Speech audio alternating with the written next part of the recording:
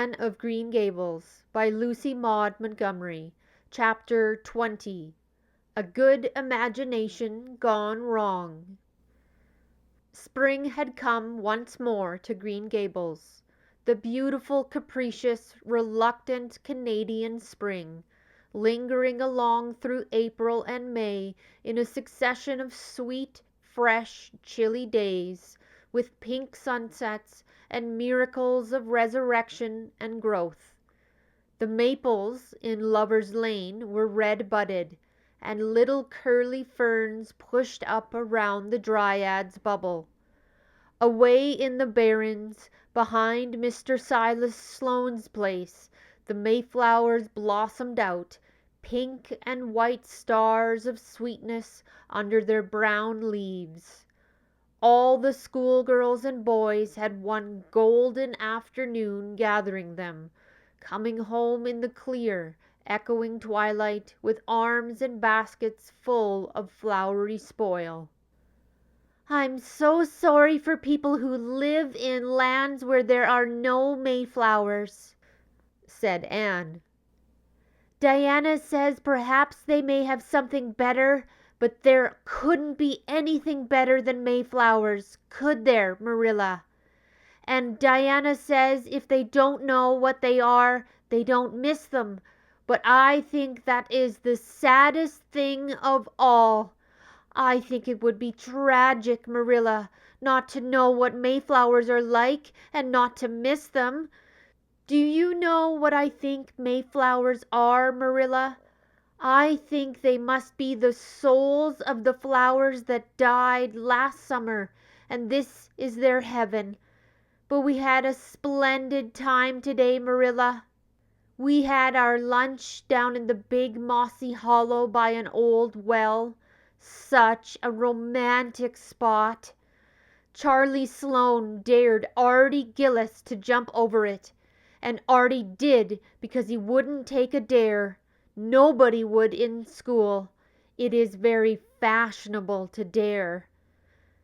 Mr. Phillips gave all the mayflowers he found to Prissy Andrews, and I heard him say, 'Sweets to the sweet.' He got that out of a book, I know, but it shows he has some imagination. I was offered some mayflowers too, but I rejected them with scorn. I can't tell you the person's name because I have vowed never to let it cross my lips. We made wreaths of the mayflowers and put them on our hats, and when the time came to go home, we marched in procession down the road, 2 by 2, with our bouquets and wreaths, singing 'My Home on the Hill.' Oh, it was so thrilling, Marilla. All Mr. Silas Sloane's folks rushed out to see us, and everybody we met on the road stopped and stared at us. We made a real sensation." "Not much wonder. Such silly doings," was Marilla's response. After the mayflowers came the violets, and Violet Vale was empurpled with them. Anne walked through it on her way to school with reverent steps and worshipping eyes, as if she trod on holy ground. "Somehow," she told Diana, "when I'm going through here, I don't really care whether anybody gets ahead of me in class or not. But when I'm up in school, it's all different, and I care as much as ever. There's such a lot of different Annes in me. I sometimes think that is why I'm such a troublesome person. If I was just the one Anne, it would be ever so much more comfortable, but then it wouldn't be half so interesting." One June evening, when the orchard were pink blossomed again, when the frogs were singing silvery sweet in the marshes about the head of the Lake of Shining Waters, and the air was full of the savour of clover fields and balsamic fir woods, Anne was sitting by her gable window. She had been studying her lessons, but it had grown too dark to see the book, so she had fallen into wide-eyed reverie, looking out past the boughs of the Snow Queen, once more bestarred with its tufts of blossoms. In all essential respects, the little gable chamber was unchanged. The walls were as white, the pincushions as hard, the chair as stiffly and yellowy upright as ever. Yet the whole character of the room was altered. It was full of a new, vital, pulsing personality that seemed to pervade it, and to be quite independent of the schoolgirl books and dresses and ribbons, and even of the cracked blue jug full of apple blossoms on the table. It was as if all the dreams, sleeping and waking, of its vivid occupant had taken a visible although unmaterial form, had tapestried the bare room with splendid filmy tissues of rainbow and moonshine. Presently Marilla came briskly in with some of Anne's freshly ironed school aprons. She hung them over a chair and sat down with a short sigh. She had had one of her headaches that afternoon, and although the pain had gone, she felt weak and tuckered out, as she expressed it. Anne looked at her with eyes limpid with sympathy. "I do truly wish I could have had the headache in your place, Marilla. I would have endured it joyfully for your sake." "I guess you did your part in attending to the work and letting me rest," said Marilla. "You seem to have gotten on fairly well and made fewer mistakes than usual. Of course it wasn't exactly necessary to starch Matthew's handkerchiefs, and most people, when they put a pie in the oven to warm up for dinner, take it out and eat it when it gets hot, instead of leaving it to be burned to a crisp. But that doesn't seem to be your way, evidently." Headaches always left Marilla somewhat sarcastic. "Oh, I'm so sorry," said Anne penitently. "I never thought about that pie from the moment I put it in the oven till now, although I felt instinctively that there was something missing on the dinner table. I was firmly resolved, when you left me in charge this morning, not to imagine anything, but keep my thoughts on facts. I did pretty well until I put the pie in, and then an irresistible temptation came to me to imagine I was an enchanted princess, shut up in a lonely tower, with a handsome knight riding to my rescue on a coal-black steed. So that is how I came to forget the pie. I don't know why I starched the handkerchiefs. All the time I was ironing, I was trying to think of a name for a new island Diana and I have discovered up by the brook.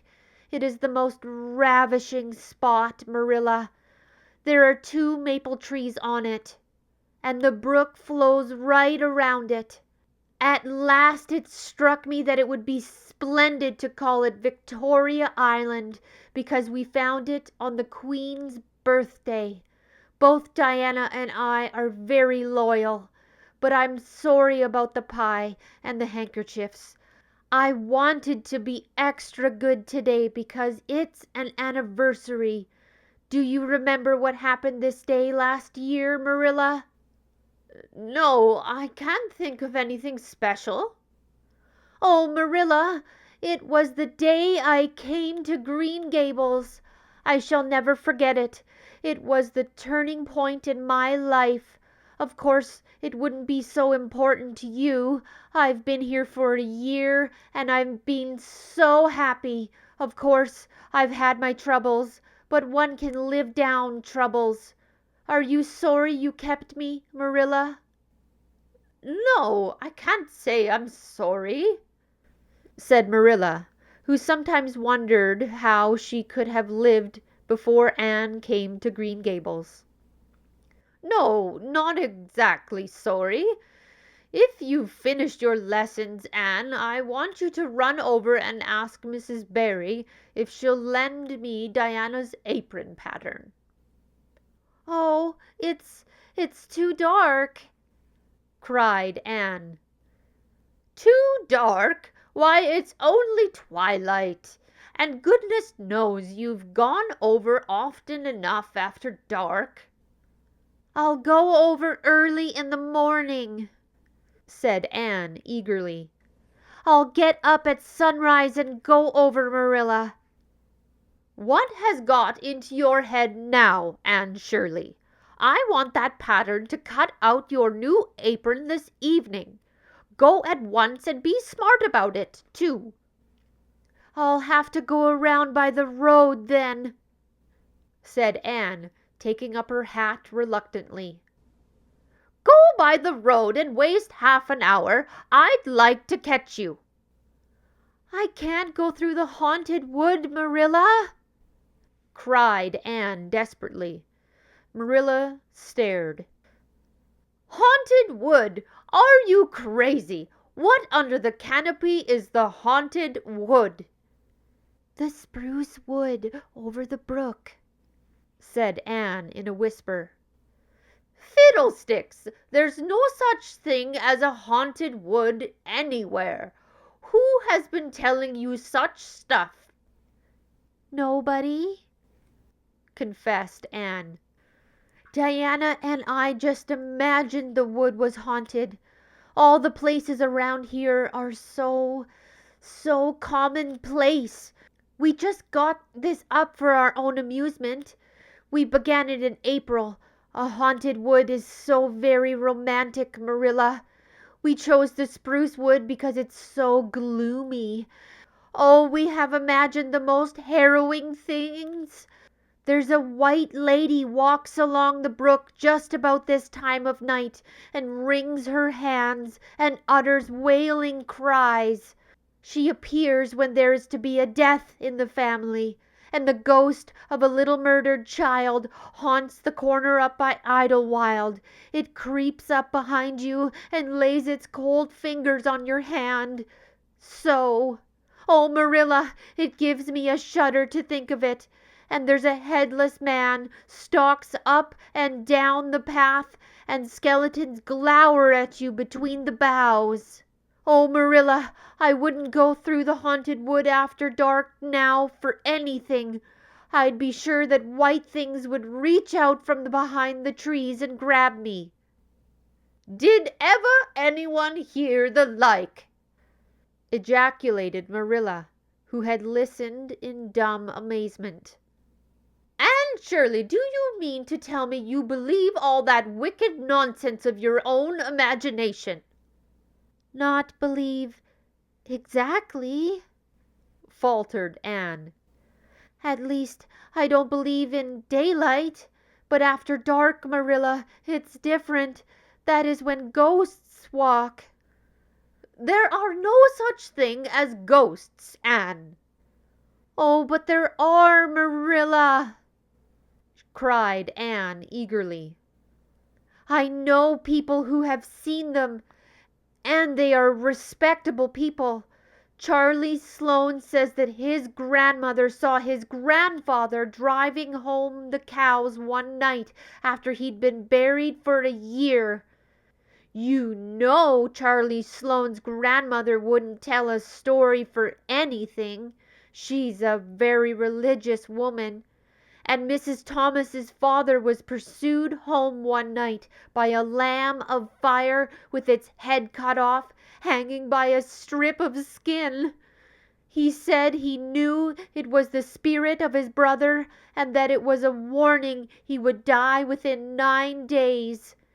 He didn't, but he died 2 years after, so you see it was really true. And Ruby Gillis says—" "Anne Shirley," interrupted Marilla firmly, "I never want to hear you talking in this fashion again. I've had my doubts about that imagination of yours right along, and if this is going to be the outcome of it, I won't countenance any such doings. You'll go right over to the berries, and you'll go through that spruce grove just for a lesson and a warning to you, and never let me hear a word out of your head about haunted woods again." Anne might plead and cry as she liked, and did, for her terror was very real. Her imagination had run away with her, and she held the spruce grove in mortal dread after nightfall. But Marilla was inexorable. She marched the shrieking ghost seer down to the spring and ordered her to proceed straight away over the bridge and into the dusky retreats of wailing ladies and heedless specters beyond. "Oh, Marilla, how can you be so cruel?" sobbed Anne. "What would you feel like if a white thing did snatch me up and carry me off?" "I'll risk it," said Marilla unfeelingly. "You know I always mean what I say. I'll cure you of imagining ghosts into places. March now." Anne marched. That is, she stumbled over the bridge and went shuddering up the horrible dim path beyond. Anne never forgot that walk. Bitterly did she repent the license she had given to her imagination. The goblins of her fancy lurked in every shadow about her, reaching out their cold, fleshless hands to grasp the terrified small girl who had called them into being. A white strip of birch bark blowing up from the hollow over the brown floor of the grove made her heart stand still. The long draw wail of two old boughs rubbing against each other brought out the perspiration in beads on her forehead. The swoop of bats in the darkness over her were as the wings of unearthly creatures. When she reached Mr. William Bell's field, she fled across it as if pursued by an army of white things, and arrived at the Barry kitchen door so out of breath that she could hardly gasp out her request for the apron pattern. Diana was away, so that she had no excuse to linger. The dreadful return journey had to be faced. Anne went back over it with shut eyes, preferring to take the risk of dashing her brains out among the boughs to that of seeing a white thing. When she finally stumbled over the log bridge, she drew one long, shivering breath of relief. "Well, so nothing's caught you?" said Marilla unsympathetically. "Oh, Marilla," chattered Anne. "I'll be contented with commonplaces after this." That was chapter 20 of Anne of Green Gables by Lucy Maud Montgomery. I hope you enjoyed it. Bye.